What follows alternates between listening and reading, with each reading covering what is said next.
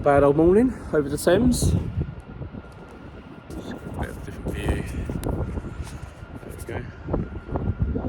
Quite nice, isn't it?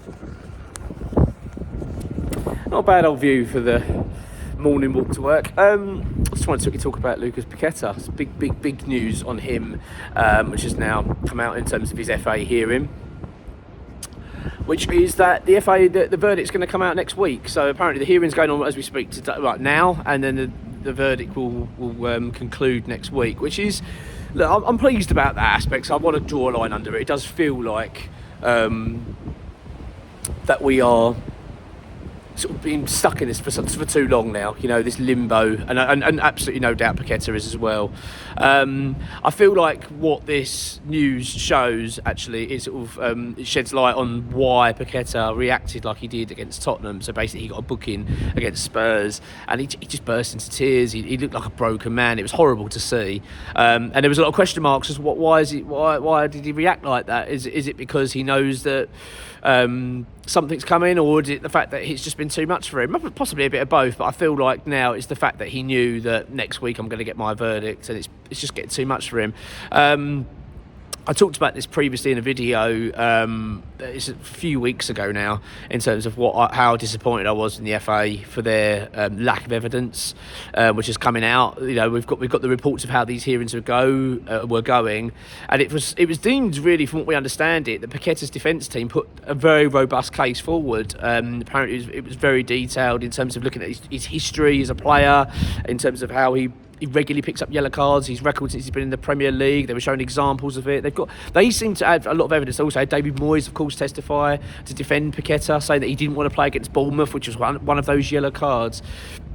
So it seemed to me that Paqueta's team have put forward something that you can kind of stand behind and say, okay, that's a strong case. You then look towards the FA, it just seems to be a lot of, well, it doesn't look good. You know, they're just going off a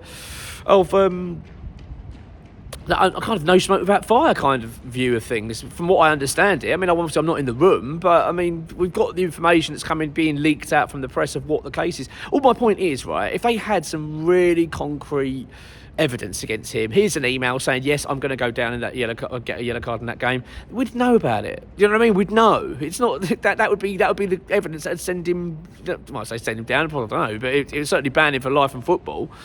That's what they're seeking, aren't they? But we haven't got that. They haven't had that. I you know what? I'm really appalled really by the FA have treated Paqueta in all of this. Because at the end of the day, I know people might say, well, hang on, he's under investigation, and what if he has done it? That's fine. But at the end of the day, you're innocent until proven guilty, aren't you? You can't.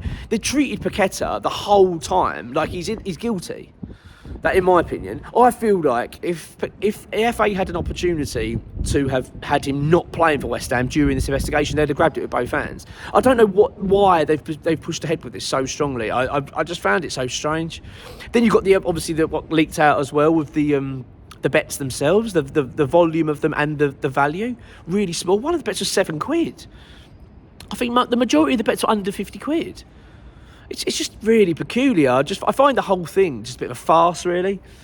You know, one of the charges, they're putting towards Paqueta is that he lost. I don't know if they got it tampered with evidence, whatever they call it. I don't know how they've described it, but basically that he didn't provide evidence, which is total bollocks, because he did provide evidence. He gave them the phone, he gave them the laptops, he gave them everything. They had it for weeks on end, all this stuff, then came back and gave it back to him. He's obviously got a new phone, and then he went, where's my phone? He went, I don't have it anymore, I've got a new phone. And they're using that as one of the big charges against him. I just think the whole thing just sounds like a farce.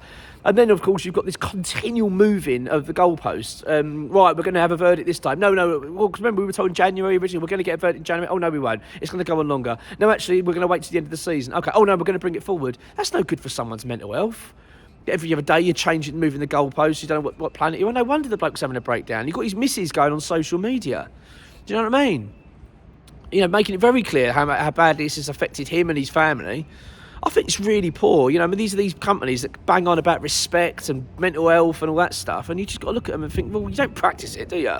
I mean, I'll be honest with you, I've found that in my own experience in life. Do you know what I mean? Like, where I've worked for a company before, and honestly, it was quite laughable. They were basically there were emails going around the whole business. It was all about mental health week. If anyone's struggling, let them know. Anyway, a guy was struggling and he had a bit of a drink issue, right? And then they sacked him.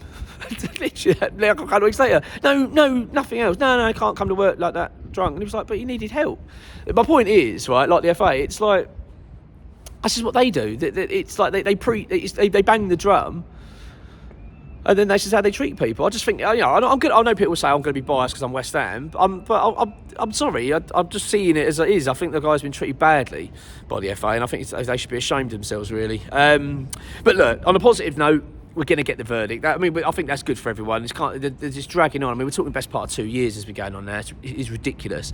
Best part of 2 years, and the evidence they've got is, I think it's shocking, really. I can't believe they're still pressed ahead with this. But do you know what? It wouldn't surprise me if he's found guilty, though. I don't trust all this process. But I'd say if it does, you can see that Paqueta's already gearing up to challenge it, and no doubt sue. And he will sue anyway, even if he's found not guilty. And I'm bloody right and all. And I think West Ham should as well, for the way this is all unfolded and what it's cost us as a football club. How it's affected one of our best players. It's not good. The whole thing's been really bad. But look, that's just my little morning rant about it. I think that it's still a bit of it is still good news on the whole. This has been brought forward. So I don't know what day it is next week. I'll find out a little bit more about it. I think we'll do something on the website when we get some news from X and bits and pieces. So we'll find out a bit more detail what's going to be happening. But next week finally we can draw a line under this, and fingers crossed he's found innocent and we can move on from this, because it's been a bloody nightmare, isn't it, for him and for everybody else involved. It's just unbelievable. But look, we've got some other videos coming up. I've got Tom talking about Jared Bowen's situation later on. I've got also a transfer update later this evening. So have a good one. Take care. Come on, your ones.